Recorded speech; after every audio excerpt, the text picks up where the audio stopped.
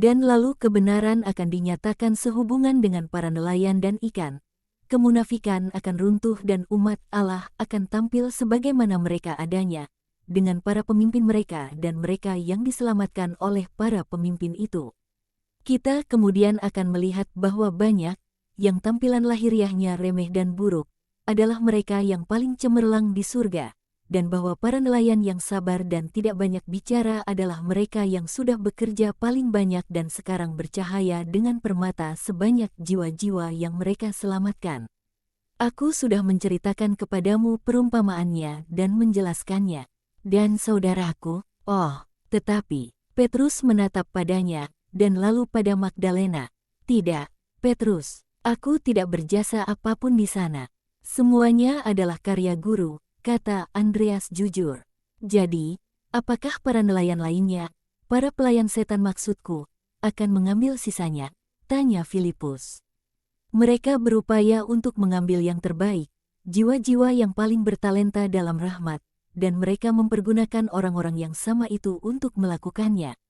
Di samping pencobaan-pencobaan mereka sendiri, ada begitu banyak di dunia yang demi suatu makanan sampah menjual hak kesulungan mereka.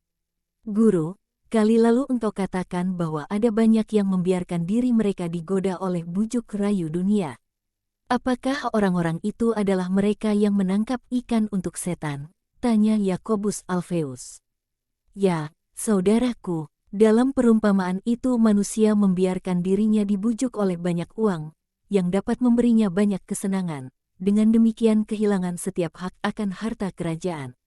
Tetapi dengan sungguh-sungguh aku katakan kepadamu bahwa dari 100 orang hanya sepertiga yang dapat melawan godaan emas atau tawaran-tawaran lainnya, dan dari sepertiga itu hanya separuh yang dapat melakukannya dengan gagah berani. Dunia tengah sekarat tercekik, sebab secara sukarela terlalu membebani dirinya dengan ikatan-ikatan dosa. Adalah lebih baik tidak memiliki apa-apa daripada memiliki kekayaan yang keji dan menyesatkan. Berupayalah untuk meneladani para pencari mutiara yang bijak, yang, ketika kepada mereka diberitahukan bahwa ada sebuah mutiara yang sangat langka ditemukan, tidak menyusahkan diri untuk menyimpan begitu banyak perhiasan-perhiasan kecil dalam peti mereka, melainkan mereka merelakan semuanya demi membeli mutiara yang mengagumkan itu. Jadi, mengapakah engkau katakan bahwa ada perbedaan dalam misi-misi yang engkau percayakan kepada mereka yang mengikutimu, dan engkau katakan bahwa kami harus menganggap misi-misi itu sebagai suatu karunia dari Allah? Tidakkah seharusnya kita mengabaikannya juga, sebab semua itu hanyalah remah-remah belaka dibandingkan kerajaan surga, kata Bartolomes. Bukan remah-remah, melainkan sarana-sarana, akan menjadi remah-remah, atau lebih tepatnya, akan menjadi jerami kotor apabila misi itu menjadi tujuan orang dalam hidup. Mereka yang menyibukkan diri demi mendapatkan suatu posisi guna keuntungan manusiawi, menjadikan posisi itu, bahkan meski itu adalah suatu posisi yang suci, jerami kotor. Sebaliknya lah kamu harus menerimanya dengan taat, sebagai suatu tugas sukacita dan suatu holokeus sepenuhnya, dan kamu akan menjadikannya sebuah mutiara yang sangat langka.